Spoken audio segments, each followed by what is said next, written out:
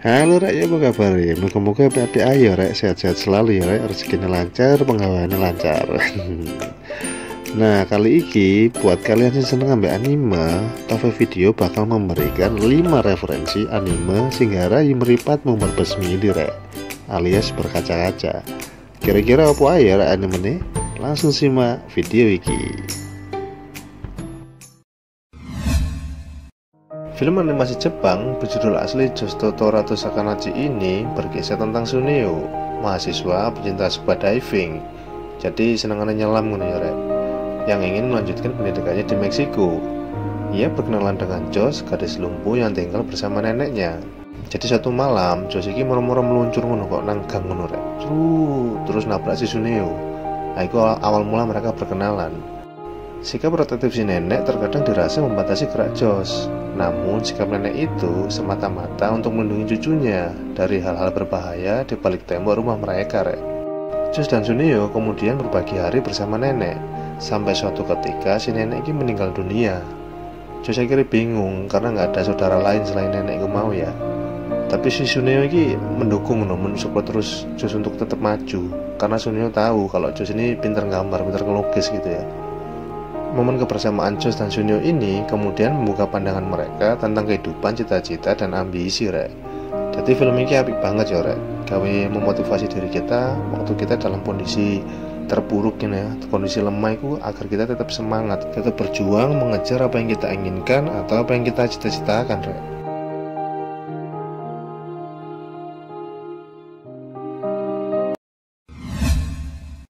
A Silent Voice atau dikenal juga dengan Gono Katachi merupakan sebuah film yang disutradarai oleh Naoko Yamada.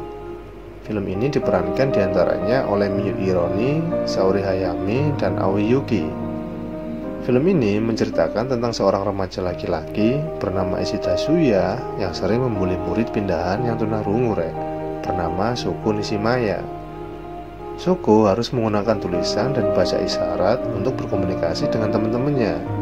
Nah, hal ini itu membuat teman-temannya ngerasa risih, merasa terganggu ya. Jadi ketika Suko pingin ikut main teman-temannya malah ngalih, malah pergi, ditinggal Suko sendiri. Jadi Suko ini nggak punya teman.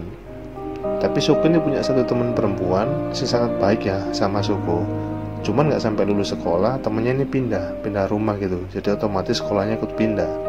Jadi Suko ini benar-benar gak punya teman di sekolah itu.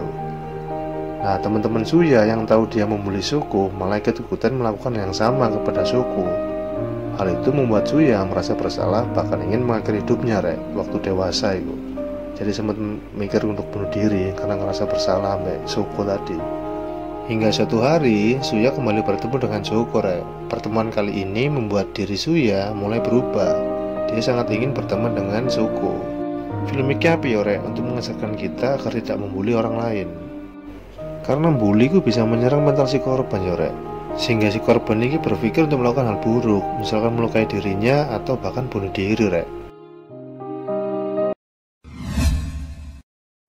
Kimi no Nawa menceritakan tentang dua remaja yang bernama Mitsuha Miyamisu dan Taki Tachibana yang saling bertukar tubuh satu sama lain.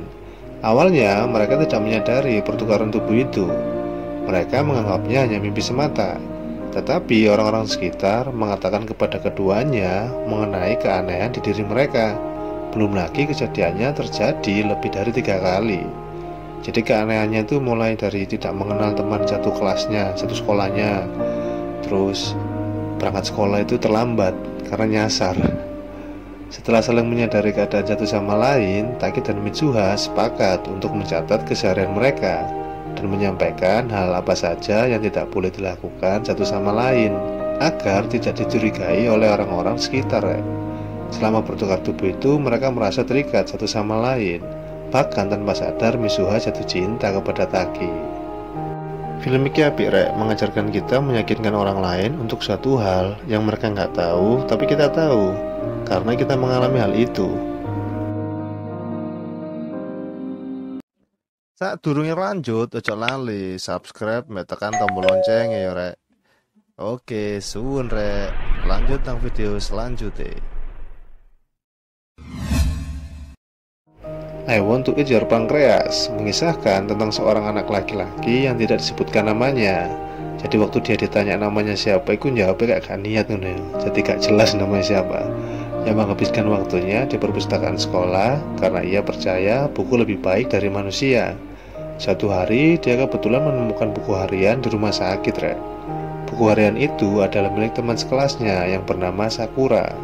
Sakura adalah gadis yang riang, ceria, dan populer di sekolahnya. Satu-satu masalah yang dimiliki gadis itu adalah dia menderita penyakit pankreas terminal dan memiliki waktu untuk hidup beberapa bulan lagi, Rek. Setelah anak laki-laki yang pendiam itu menemukan fakta ini, Sakura menjelaskan bahwa dia adalah satu-satunya orang selain keluarganya yang tahu tentang kondisinya. Karena Sakura ingin mempertahankan kehidupan sekolah yang teratur selama dia bisa, laki-laki itu berjanji untuk merahasiakannya, dan Sakura memutuskan untuk menghabiskan beberapa bulan terakhirnya dengan laki-laki penyendiri itu, Rek.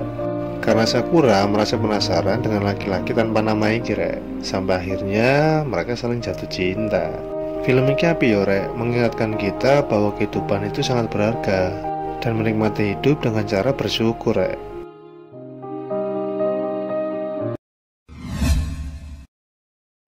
Apa yang terjadi ya ketika dua orang saling mencintai tetapi tidak ditakdirkan untuk bersama, saling menyayangi, saling mencintai, mempunyai perasaan yang sama, ujung-ujungnya jagain jodoh orang. Baju sakit banget ya.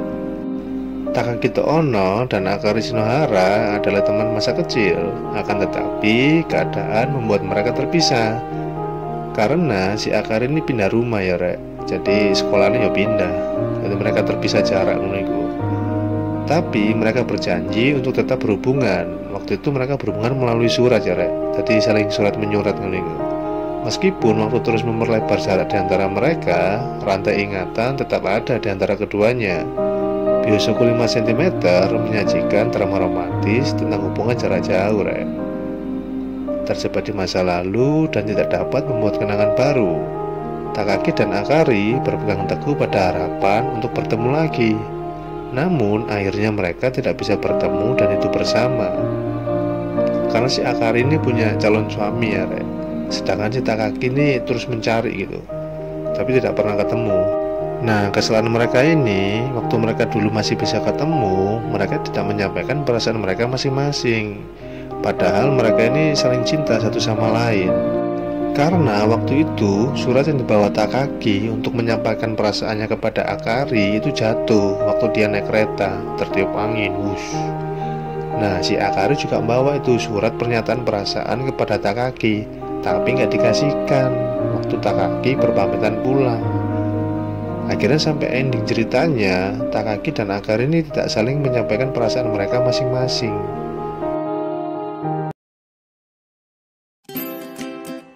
Oke, sampai selesai video kali ini. Sampai ketemu nang video selanjutnya.